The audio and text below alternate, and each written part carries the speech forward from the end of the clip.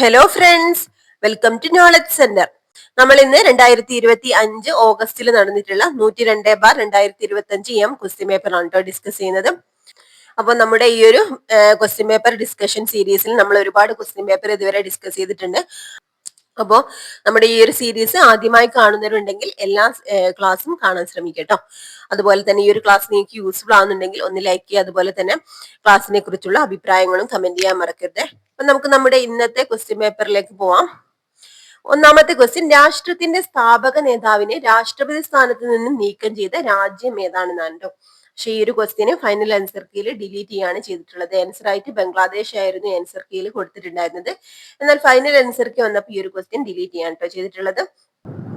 കാരണം ഒന്നിലധികം ഈ ഓപ്ഷനിൽ തന്നിട്ടുള്ള ഒന്നിലധികം രാജ്യങ്ങളിലും ഈ സമാനമായ രാഷ്ട്രീയ സാഹചര്യങ്ങൾ ഉണ്ടായിട്ടുണ്ട് കേട്ടോ. അതായത് മ്യാൻമാറിലും ഈജിപ്തിലൊക്കെ ഓക്കെ. പക്ഷെ ഈ ഒരു എക്സാമിന്റെ കുറച്ചു മുന്നേ അടുത്ത കാലത്തായിട്ട് ബംഗ്ലാദേശിലാണ് ഈ ഒരു സാഹചര്യം ഉണ്ടായിട്ടുള്ളത്. അതായത് മുജീബുർ റഹ്മാനെ അതായത് ബംഗ്ലാദേശിന്റെ കാര്യത്തിൽ ഷെയ്ഖ് മുജീബുർ റഹ്മാനെ രാഷ്ട്രപിതാവ് എന്ന പദവിയിൽ നിന്നാണ് അടുത്തിടെ നീക്കം ചെയ്തിട്ടുണ്ടായിരുന്നത്. പക്ഷെ ഈ ഒരു ക്വസ്റ്റ്യന്റെ വ്യക്തത ഇല്ലാത്തത് കാരണമായിരിക്കാം ഈ ഒരു ക്വസ്റ്റ്യൻ ഡിലീറ്റ് ചെയ്യാണ് ചെയ്തിട്ടുള്ളത്. ഇനി രണ്ടാമത്തെ ക്വസ്റ്റ്യൻ, ചിനാംബസ് എന്ന കൃത്രിമ ദ്വീപുകൾ ഏത് സംസ്കാരവുമായി ബന്ധപ്പെട്ടതാണ്? ചിനാംബസ് എന്ന കൃത്രിമ ദ്വീപുകൾ ഏത് സംസ്കാരവുമായി ബന്ധപ്പെട്ടതാണ്? ഓപ്ഷൻ സി ആസ്ടെക് സംസ്കാരമാണ് കേട്ടോ. ഓപ്ഷൻ സി ആസ്ടെക് സംസ്കാരം.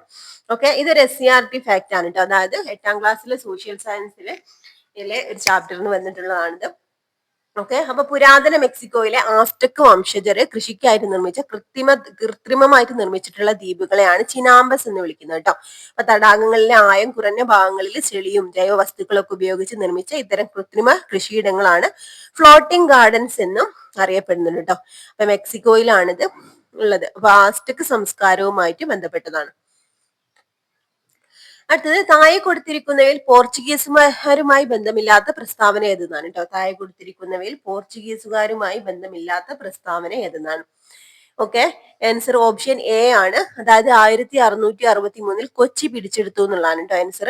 ബാക്കി മിശ്ര കോളനി വ്യവസ്ഥ സ്ഥാപിച്ചു, കാർട്ടസ് സമ്പ്രദായം ഏർപ്പെടുത്തി, ബീജാപ്പൂർ സുൽത്താനിൽ നിന്നും ഗോവ പിടിച്ചെടുത്തു. ഈ മൂന്നും എന്താണ്? പോർച്ചുഗീസുകാരുമായി ബന്ധപ്പെട്ടിട്ടുള്ളതാണ് കേട്ടോ. ഓക്കെ, അപ്പൊ 1663 കൊച്ചി പിടിച്ചെടുത്തു എന്നുള്ളതാണ് തെറ്റായിട്ടുള്ളത്. ആരാണ് 1663 കൊച്ചി പിടിച്ചെടുത്തിട്ടുള്ളത്? ഡച്ചുകാരാണ് കേട്ടോ. ഡച്ചുകാരാണ് ഡച്ചാണ്. ഓക്കെ, അടുത്തത്, താഴെ കൊടുത്തിരിക്കുന്ന പട്ടിക പരിശോധിച്ച് എ വിഭാഗത്തിൽ അനുയോജ്യമായവ ബി വിഭാഗത്തിൽ നിന്നും കണ്ടെത്തി ശരിയുത്തരം എഴുതുക എന്നാണ് കേട്ടോ. ഇതില് ആൻസർ ആയിട്ട് വരുന്നത് ഏതാണ്? ഓപ്ഷൻ ഡി ആണ് കേട്ടോ. നോക്കാം. J M Chatterjee Bharat Mata society ആണ് കേട്ടോ. J M Chatterjee Bharat Mata society. Barindranath Ghosh Anushilan Samiti. Chandrashekhar Azad Hindustan republican association. VD Savarkar Abhinav Bharat കേട്ടോ. ഇത് പഠിക്കണേ. നെക്സ്റ്റ് ക്വസ്റ്റ്യൻ, 1887 കലാപത്തിൽ ആരയിൽ നേതൃത്വം നൽകിയ നേതാവ് ആരാണ് കേട്ടോ. ആരയിൽ നേതൃത്വം നൽകിയ നേതാവ് ആരായിരുന്നു? ഓപ്ഷൻ സി കൻവർ സിംഗ് ആണ് കേട്ടോ. ഇതിൽ സ്പെല്ലിംഗ് മിസ്റ്റേക്ക് വന്നിട്ടുണ്ട്. ആൻസർ കൻവർ സിംഗ്. അടുത്ത ക്വസ്റ്റ്യൻ, താഴെ കൊടുത്തിരിക്കുന്ന സംഭവങ്ങൾ കാലഗണന അനുസരിച്ച് ക്രമപ്പെടുത്തി എഴുതുക എന്നാണ് കേട്ടോ. അപ്പൊ ഇതിൽ നിന്ന് കാലഗണന അനുസരിച്ച് ക്രമപ്പെടുത്തി എഴുതാനാണ്. ആൻസർ ഓപ്ഷൻ എ ആണ്. BDAC എന്നാണ് കേട്ടോ വരുന്നത്. ഓക്കെ, BDAC അതായത് സന്യാസി കലാപമാണ് ഫസ്റ്റ് വരുന്നത് കേട്ടോ. സന്യാസി കലാപം 1763 1800 കാലഘട്ടത്തിലാണ് നടന്നിട്ടുള്ളത്.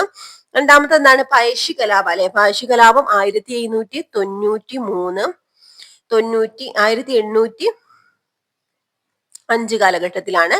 അടുത്തത് ഏതാണ്? കുറിച്യലഹള 1812 അതുപോലെ അടുത്തത് സാന്താൾ കലാപാണ് കേട്ടോ. സാന്താൾ കലാപം എന്താണ്? 1855 ഓക്കെ, സാന്താൾ കലാപം ഇമ്പോർട്ടന്റ് ആണ്. സാന്താൾ കലാപം ബംഗാളിലും ബീഹാറിലുമാണ് നടന്നിട്ടുള്ളത് അല്ലെ. ബംഗാളിലും ബീഹാറിലും ഒക്കെ ബ്രിട്ടീഷുകാർക്കും സെമീന്ദാർമാർക്കും ഒക്കെ എതിരെ നടന്നിട്ടുള്ള ഒരു കലാപമാണ്. ഇതിന് നേതൃത്വം നൽകിയവരൊക്കെയായിരുന്നു സിദ്ധു, കാനു എന്നിവരാണ് കേട്ടോ. ഓക്കെ, ഓരോന്നിന്റെ വർഷം ഇമ്പോർട്ടന്റ് ആണ്. അത് നദികളുടെ ഉപരിഘട്ടവുമായി ബന്ധപ്പെട്ട് ശരിയായ പ്രസ്താവന ഏതെന്നാണ് കേട്ടോ. നദികളുടെ ഉപരിഘട്ടവുമായി ബന്ധപ്പെട്ട ശരിയായ പ്രസ്താവന ഏതെന്നാണ്? ഇതിലെ ശരിയായിട്ടുള്ള പ്രസ്താവന ഓപ്ഷൻ എ ആണ്. ഉപരിഘട്ടത്തിൽ നിരവധി റില്ലുകൾ കൂടിച്ചേർന്ന് അരുവികളാകുന്നു എന്നുള്ളതാണ് ശരിയായിട്ടുള്ള പ്രസ്താവന. അത് സിന്ധു നദിയുടെ കിഴക്കൻ പോഷക നദികളാണ് ഏതൊക്കെ? സിന്ധു നദിയുടെ കിഴക്കൻ പോഷക നദികൾ ഏതൊക്കെയാണ്? അപ്പൊ ഈ ഒരു ക്വസ്റ്റ്യന് ആൻസർ ആയിട്ട് ഓപ്ഷൻ എ രവി, ബിയാസ്, സത്ലജ് എന്നാണ് കൊടുത്തിട്ടുള്ളത്. ഓക്കെ, പക്ഷെ ഈ ഒരു ക്വസ്റ്റ്യൻ ഫയലിൽ ആൻസർ കീ വന്നപ്പോൾ ഡിലീറ്റ് ചെയ്യാണ് ചെയ്തിട്ടുള്ളത് കേട്ടോ. ഓക്കെ, സാങ്കേതികപരമായിട്ട് ഇപ്പോഴും ചില തർക്കങ്ങളൊക്കെ നിലനിൽക്കുന്നതിനാൽ ഈ ഒരു ക്വസ്റ്റ്യനെ ഡിലീറ്റ് ചെയ്യാണ് ചെയ്തിട്ടുള്ളത്. 9ാമത്തത് അന്തരീക്ഷ പാളിയായ ട്രോപ്പോസ്ഫിയറിൽ അനുഭവിക്കുന്ന ക്രമമായ താപനഷ്ട നിരക്കുമായി ബന്ധപ്പെട്ട് താഴെ തന്നിരിക്കുന്നതിൽ ശരിയായ പ്രസ്താവന ഏതെന്നാണ് കേട്ടോ.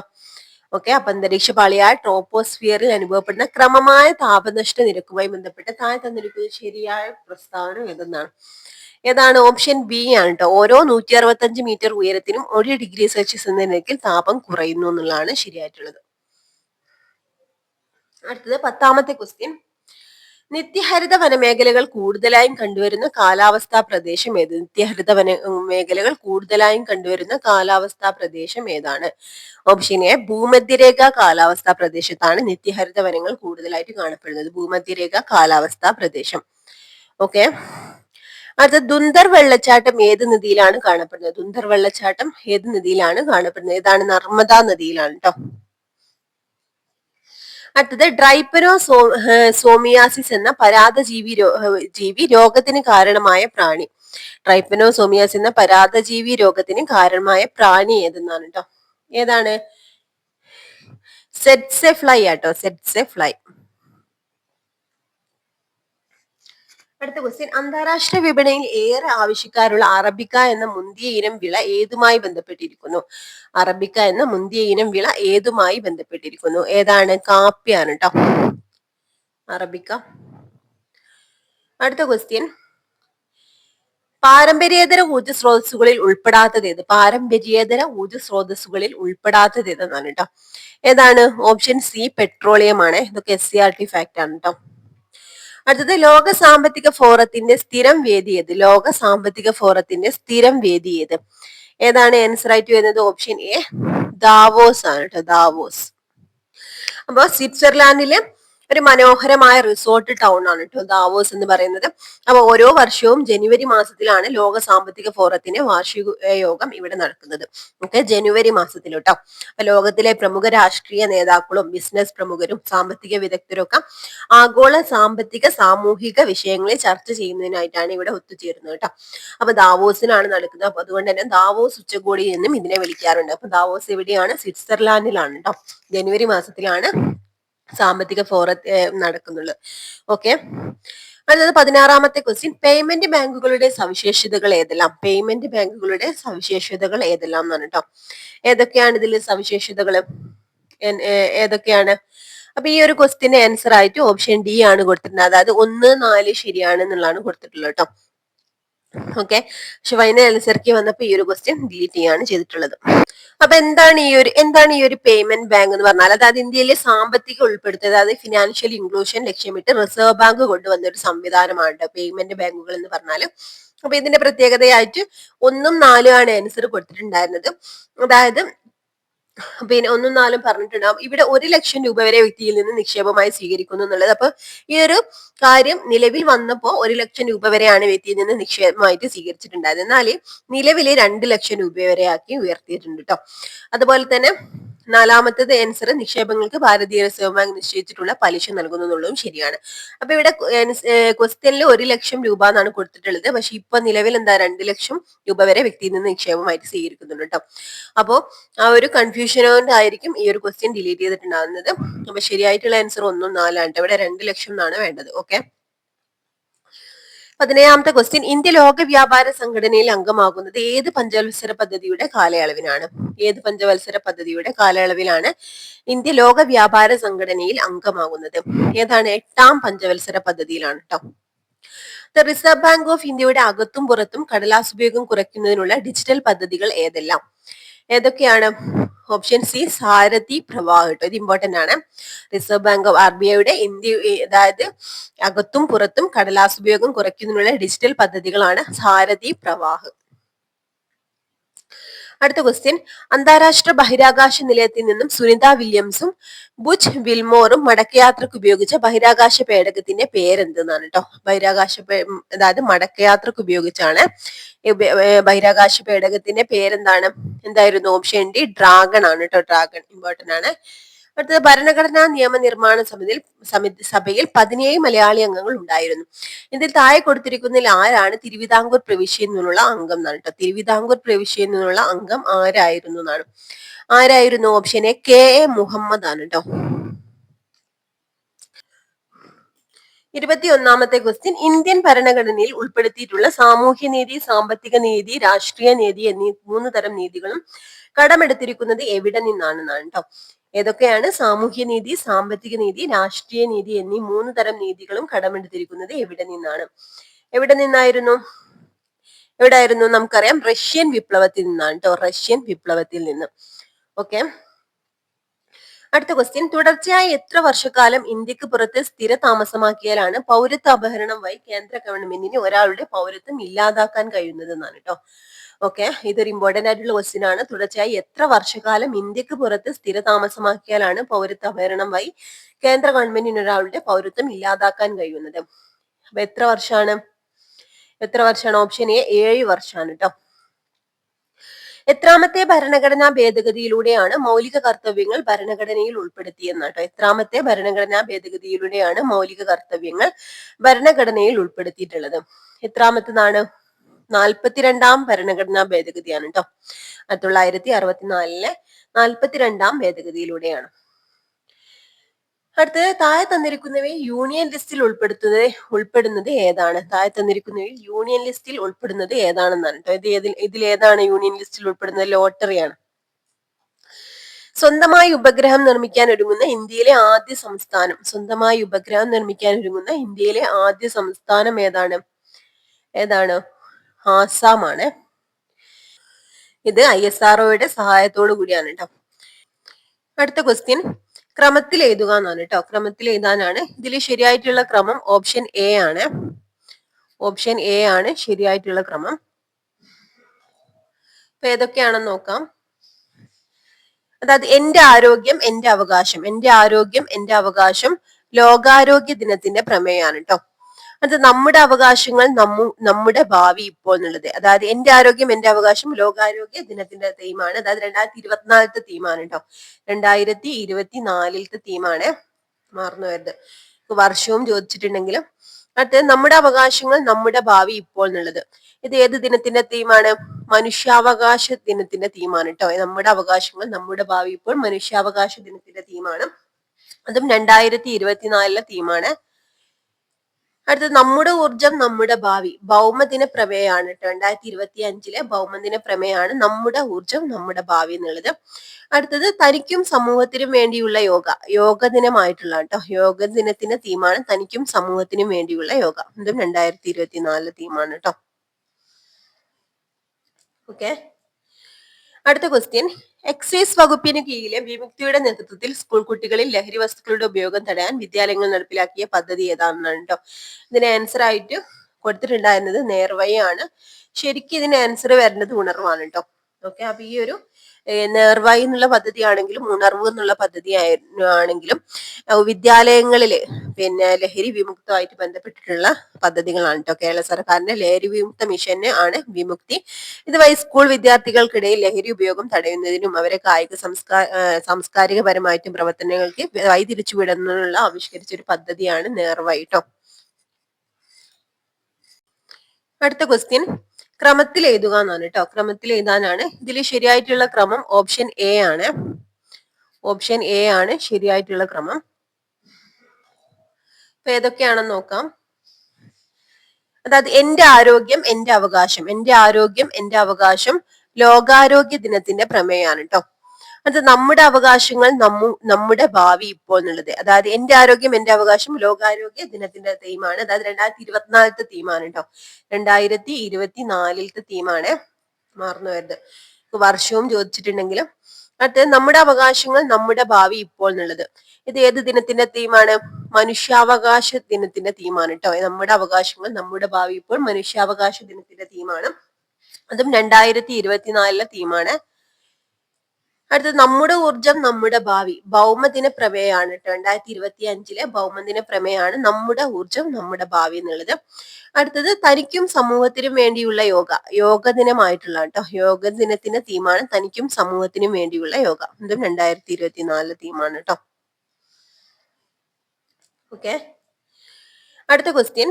എക്സൈസ് വകുപ്പിന് കീഴിലെ വിമുക്തിയുടെ നേതൃത്വത്തിൽ സ്കൂൾ കുട്ടികളിൽ ലഹരി വസ്തുക്കളുടെ ഉപയോഗം തടയാൻ വിദ്യാലയങ്ങൾ നടപ്പിലാക്കിയ പദ്ധതി ഏതാണെന്നാണ് കേട്ടോ. ഇതിന് ആൻസർ ആയിട്ട് കൊടുത്തിട്ടുണ്ടായിരുന്നത് നേർവഴിയാണ്. ശരിക്കും ഇതിന് ആൻസർ വരേണ്ടത് ഉണർവാണ് കേട്ടോ. ഓക്കെ, അപ്പൊ ഈ ഒരു നേർവഴി എന്നുള്ള പദ്ധതി ആണെങ്കിലും ഉണർവ് എന്നുള്ള പദ്ധതി ആണെങ്കിലും വിദ്യാലയങ്ങളില് പിന്നെ ലഹരി വിമുക്തമായിട്ട് ബന്ധപ്പെട്ടിട്ടുള്ള പദ്ധതികളാണ് കേട്ടോ. കേരള സർക്കാരിന്റെ ലഹരി വിമുക്ത മിഷന്. അപ്പൊ ഈ ഒരു ക്വസ്റ്റ്യനെ ഡിലീറ്റ് ചെയ്യാണ് ചെയ്തിട്ടുള്ളത് കേട്ടോ. കാരണം അതായത് എക്സൈസ് വകുപ്പിന്റെ പദ്ധതികളാണ് വിമുക്തി, നേർവഴി, ഉണർവൊക്കെ കേട്ടോ, ലഹരിക്കെതിരെയുള്ള. എന്നാൽ സ്കൂൾ കുട്ടികളെ ലക്ഷ്യം വെച്ച് വിദ്യാലയങ്ങളിൽ നടപ്പിലാക്കുന്ന പദ്ധതി ഇതിൽ ഉണർവാണ്. പക്ഷെ എനിക്ക് ആൻസർ കീയിൽ നേർവഴി ആയിരുന്നു കൊടുത്തിട്ടുണ്ടായിരുന്നു കേട്ടോ. ശരിക്കും ഇതിന് ആൻസർ ഉണർവായിരുന്നു വരേണ്ടത്. പക്ഷെ ഫൈനൽ ആൻസർ കീയിൽ ക്വസ്റ്റ്യൻ ഡിലീറ്റ് ചെയ്യാ ചെയ്തിട്ടുണ്ട്. അടുത്ത ക്വസ്റ്റ്യൻ. ലോക് അദാലത്ത് എന്ന പദം കൊണ്ട് ഏത് വിഭാഗത്തിൽ പെടുന്ന കോടതിയാണ്? ഓക്കെ, ഇതിന്റെ ആൻസർ എന്താണ്? ഓപ്ഷൻ എ ആണ്, ജനങ്ങളുടെ കോടതി എന്നാണ് കേട്ടോ. ജനങ്ങളുടെ കോടതി. ഓക്കെ, അപ്പൊ ലോക് അദാലത്ത് എന്ന വാക്കിന്റെ അർത്ഥം തന്നെ ജനങ്ങളുടെ കോടതി എന്നാണ് കേട്ടോ. അപ്പൊ ഗാന്ധിയൻ തത്വങ്ങളെ അടിസ്ഥാനമാക്കി രൂപീകരിച്ചതാണ് ഈ ഒരു സംവിധാനം.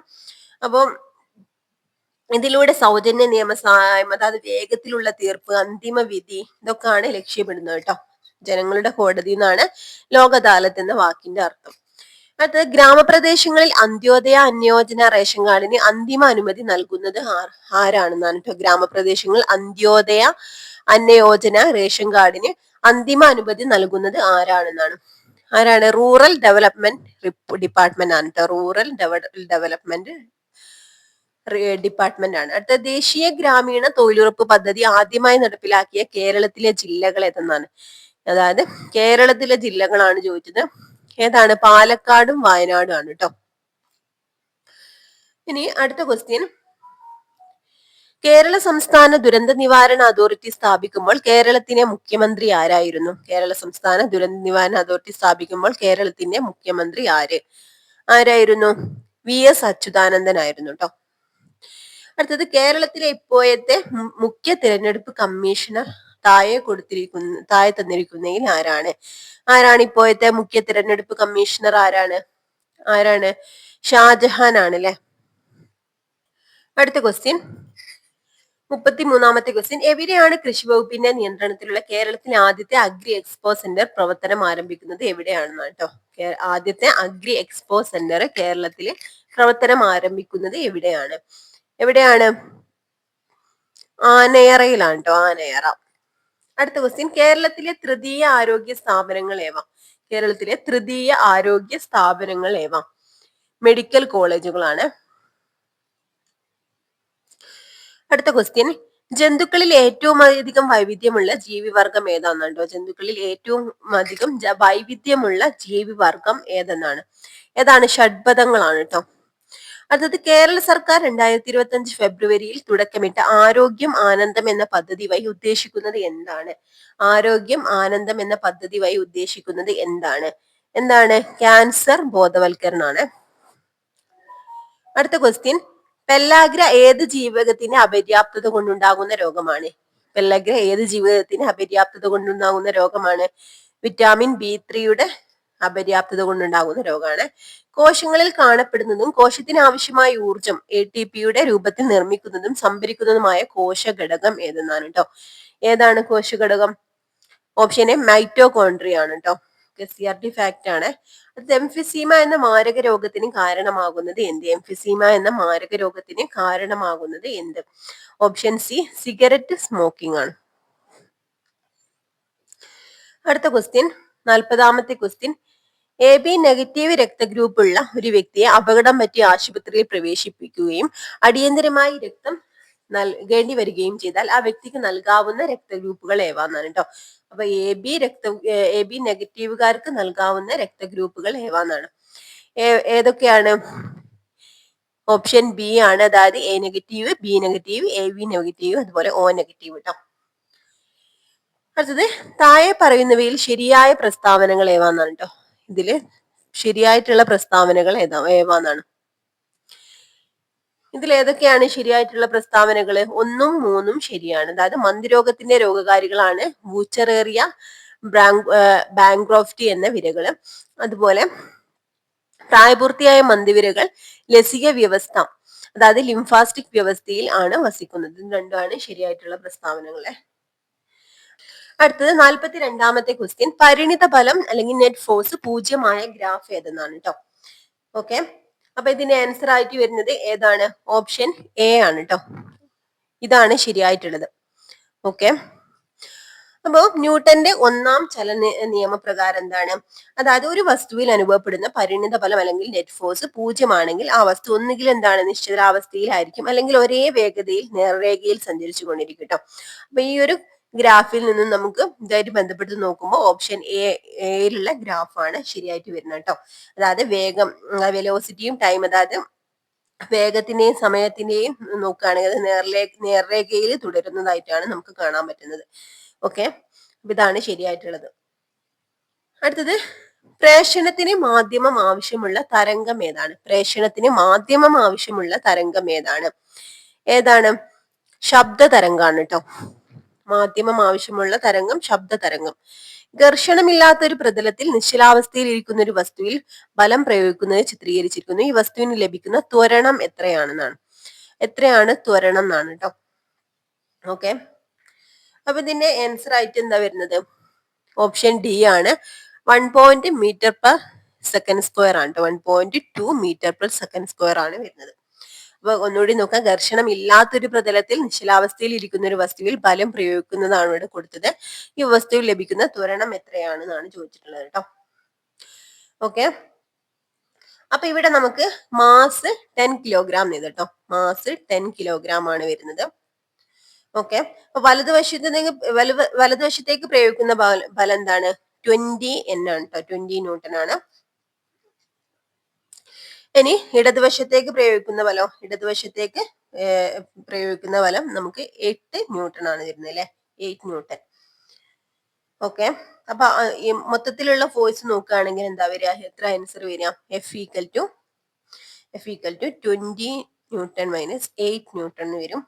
ഈക്വൽ ടു 12 N വരും കേട്ടോ. അപ്പൊ ത്വരണം കണ്ടുപിടിക്കാൻ ഇക്വേഷൻ എന്തായിരിക്കും? F equal to M A ആണല്ലേ. എം എ ആണ്. F equal to M A ആണ്. ഓക്കെ, അപ്പൊ നമുക്ക് A equal to F by M ചെയ്തട്ടോ. അപ്പൊ എന്താ ആൻസർ കിട്ടാം?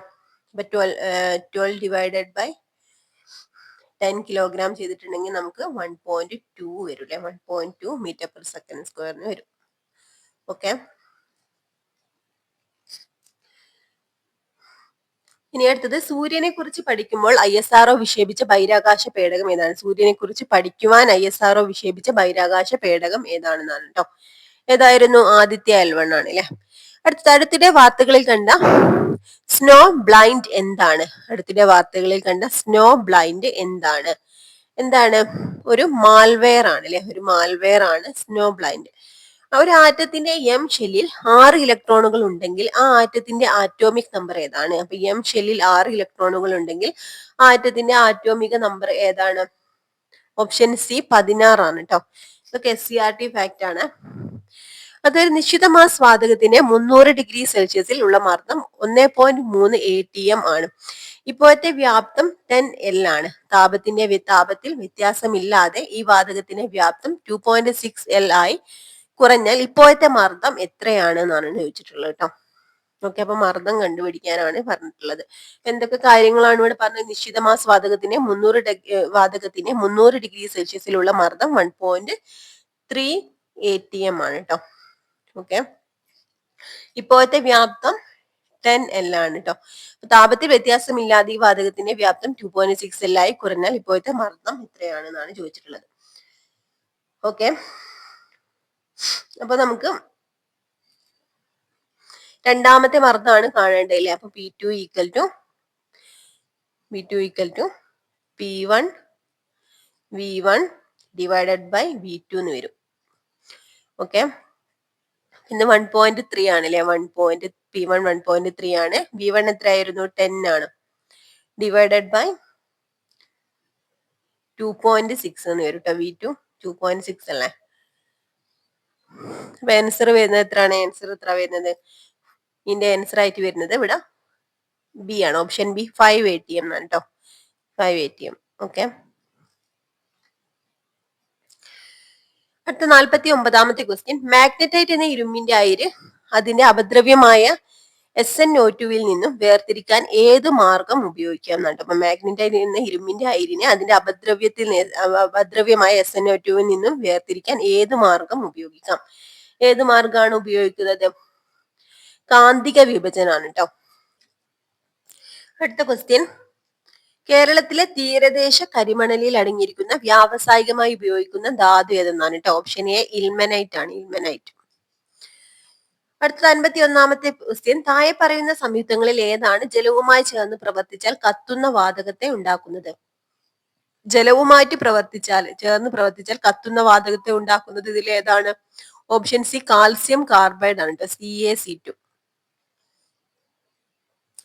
കേരള ലളിതകലാ അക്കാദമിയുടെ നിലവിലെ ചെയർമാൻ ആരാണ്? കേരള ലളിതകലാ അക്കാദമിയുടെ നിലവിലെ ചെയർമാൻ ആരാണ്? ഓപ്ഷൻ ബി മുരളി ചീരോത്താണ് കേട്ടോ.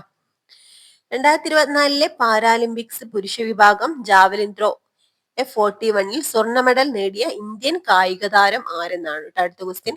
ഓപ്ഷൻ എ നവദീപ് സിംഗ് ആണ്. അടുത്ത ക്വസ്റ്റ്യൻ. ജ്ഞാനപീഠം അവാർഡ് നേടിയ മലയാളികളും വർഷങ്ങളും താഴെ കൊടുത്തിരിക്കുന്നവയിൽ നിന്ന് ശരിയായ ജോഡി തിരഞ്ഞെടുത്തെഴുതുകയെന്നാണ് കേട്ടോ.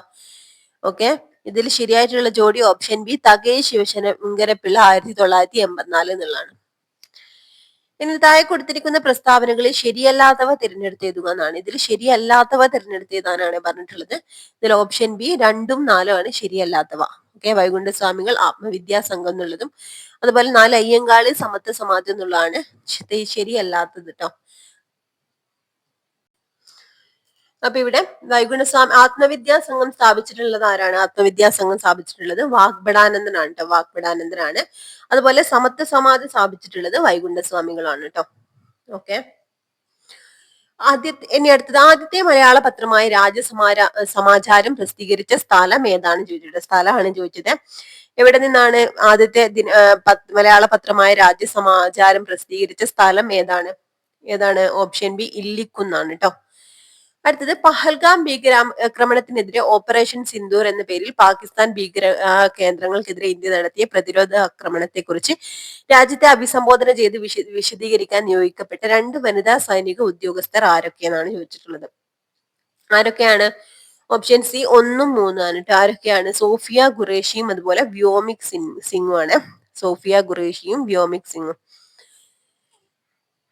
അടുത്തത്. 2025 കേരള വനിതാ കമ്മീഷൻ അധ്യക്ഷൻ ആര്? 2025 കേരള വനിതാ കമ്മീഷൻ അധ്യക്ഷൻ ആരാണെന്നാണ്? ഓപ്ഷൻ ബി ആണ് പി സതീദേവി. അടുത്തത്. ഇ ഗവേണൻസ് എന്നാൽ എന്താണ്? ഇ ഗവേണൻസ് എന്നാൽ എന്താണെന്നാണ്? ഏതാണ്? സർക്കാർ സേവനങ്ങൾ നൽകുന്നതിന് ഇലക്ട്രോണിക് മാർഗങ്ങൾ ഉപയോഗിക്കുന്നതാണ്. അത് താഴെ പറയുന്നവയിൽ ഹാർഡ് കോപ്പി ഔട്ട്പുട്ട് നൽകാൻ കഴിയുന്ന കമ്പ്യൂട്ടർ അനുബന്ധ ഉപകരണം ഏതാണ്? ഹാർഡ് കോപ്പി ഔട്ട്പുട്ട് നൽകാൻ കഴിയുന്ന കമ്പ്യൂട്ടർ അനുബന്ധ ഉപകരണം ഏതെന്നാണ് കേട്ടോ. ഏതാണ് ആൻസർ? ഓപ്ഷൻ ബി പ്രിന്റർ ആണ്. താഴെ പറയുന്നവയിൽ ഏതാണ് ലാനിന്റെ നിർവചനം? ലാനിന്റെ നിർവചനം ഇതിലെ ഏതാണെന്നാണ് കേട്ടോ. ഏതാണ് ആൻസർ? ഓപ്ഷൻ ബി ആണ്. ഭൂമിശാസ്ത്രപരമായ ഒരു ചെറിയ പ്രദേശത്തിനുള്ളിൽ, അതായത് ഒരു കെട്ടിടം അല്ലെങ്കിൽ ക്യാമ്പസിനുള്ളിൽ കമ്പ്യൂട്ടറുകളെ തമ്മിൽ ബന്ധിപ്പിക്കുന്ന പ്രക്രിയയാണ് അല്ലെ ലോക്കൽ ഏരിയ നെറ്റ്വർക്ക് അല്ലെ ലാൻ.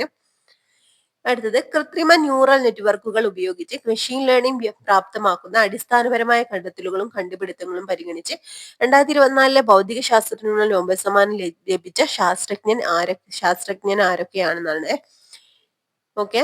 ആരൊക്കെയാണ്? ഓപ്ഷൻ സി ജോൺ ജെ ഹോപ്ഫീൽഡും അതുപോലെ ജെഫ്രി ഹിൻഡണും ആണ്. 2024 അടുത്തത്. ക്വാണ്ടം കമ്പ്യൂട്ടിങ്ങിനെ അടിസ്ഥാനമാക്കി ഗൂഗിൾ നിർമ്മിച്ച പ്രൊഫസർ ചിപ്പ് താഴെ തന്നിരിക്കുന്നവയിൽ ഏതാണ് ആൻസർ? ഓപ്ഷൻ എ വില്ലോ ആണ്. അടുത്ത. 2019 ഉപഭോക്തൃ സംരക്ഷണ നിയമം പരിഷ്കരിച്ചതിൽ പുതുതായി രൂപം കൊണ്ട സ്ഥാപനം ഏതാണെന്നാണ്? ഉപഭോക്തൃ സംരക്ഷണ അതോറിറ്റിയാണ്. അടുത്തത്. പോക്സോ നിയമപ്രകാരം തെറ്റായ പരാതിയോ വിവരമോ നൽകുന്നതിനുള്ള ശിക്ഷയെക്കുറിച്ച് പറയുന്ന വകുപ്പ് ഏതെന്നാണ് കേട്ടോ. ഏതാണ്? സെക്ഷൻ 22 പറയുന്നത്. അടുത്ത. വിവരാവകാശ നിയമം ആദ്യമായി പാസാക്കിയത് ഏത് രാജ്യമാണ് വിവരാവകാശ നിയമം ആദ്യമായിട്ട് പാസാക്കിയത്? ഏതാണ്? സ്വീഡൻ ആണ്. അത് മാതാപിതാക്കളുടെയും മുതിർന്ന പൗരന്മാരുടെയും സംരക്ഷണത്തിനു വേണ്ടിയുള്ള നിയമം MWP ആക്ട് പ്രകാരം വൃദ്ധസദനങ്ങളെ കുറിച്ച് ഏത് അധ്യായത്തിലാണ് പറയുന്നത്? ഏത് അധ്യായത്തിലാണ്? അധ്യായം 3-ലാണ്. 2025 കബഡി ലോകകപ്പ് വേദി ഏതാണ്? 2025 കബഡി ലോകകപ്പ് വേദി ഏതാണ്? ഓപ്ഷൻ ബി ഇംഗ്ലണ്ട് ആണ്.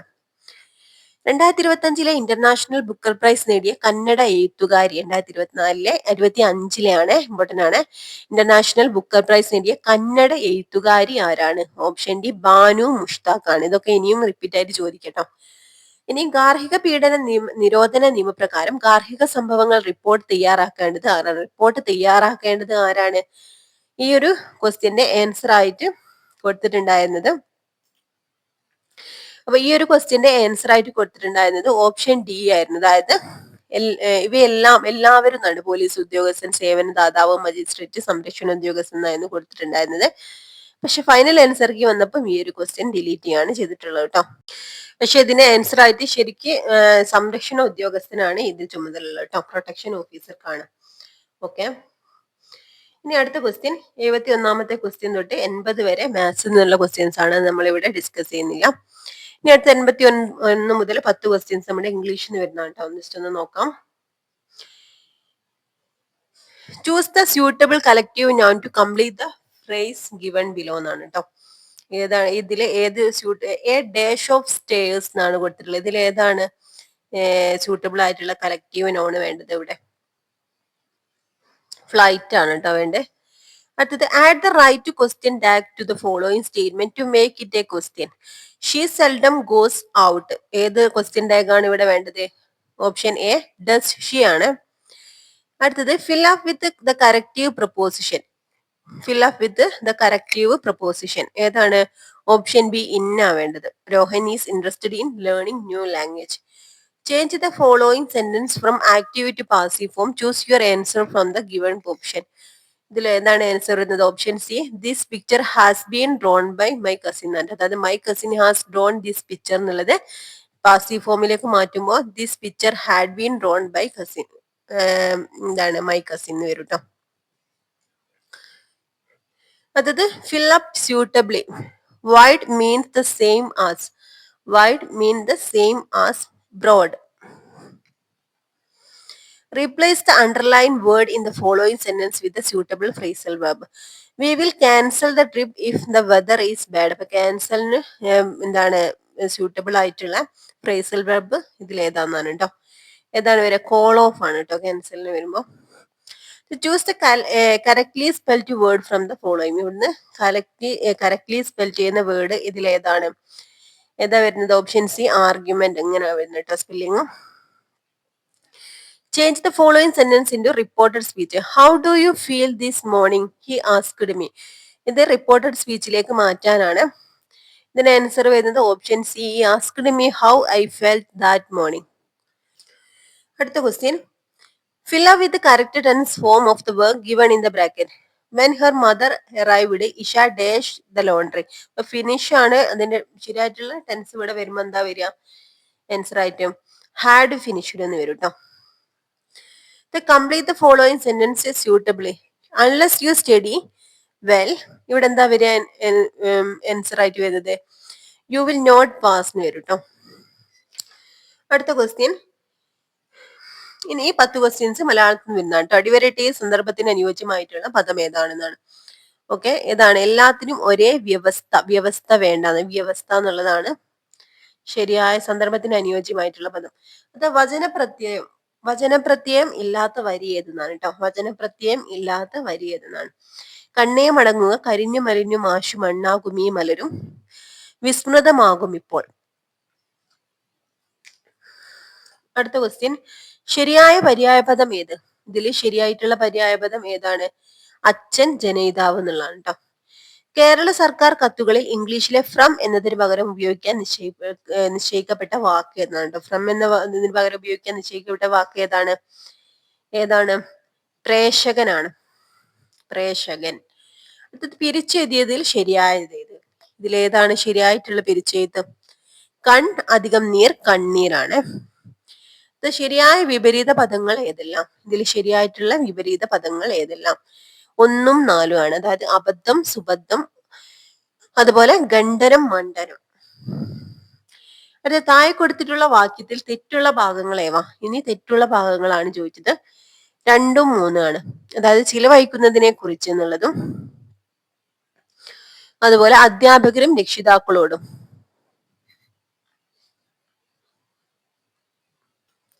അപ്പൊ ഇവിടെ എന്താണ്? വിദ്യാർത്ഥികൾ അവധിക്കാലം ചിലവഴിക്കുന്നതിനെ കുറിച്ച് അധ്യാപകരും രക്ഷിതാക്കളോടും ആലോചിക്കേണ്ടതാണെന്നാണ് മൊത്തമുള്ള സെന്റൻസിലെ. അപ്പൊ ഇവിടെ ചിലവഴിക്കുന്നതിനെ കുറിച്ച് എന്നുള്ളതും അതുപോലെ തന്നെ അധ്യാപകരും രക്ഷിതാക്കളോടും എന്നുള്ളതുമാണ് ശരിയാ ഈ വാക്യത്തിൽ തെറ്റുള്ള ഭാഗങ്ങൾ. അടുത്ത താഴെ കൊടുത്തിട്ടുള്ളവയിൽ സമാനാർത്ഥം വരാത്ത പ്രയോഗം ഏവാന്നാണ്. ഇതിൽ ഓപ്ഷൻ സി ഒരു പടി അടച്ചാൽ 9 പടി തുറക്കുന്നതാണ്.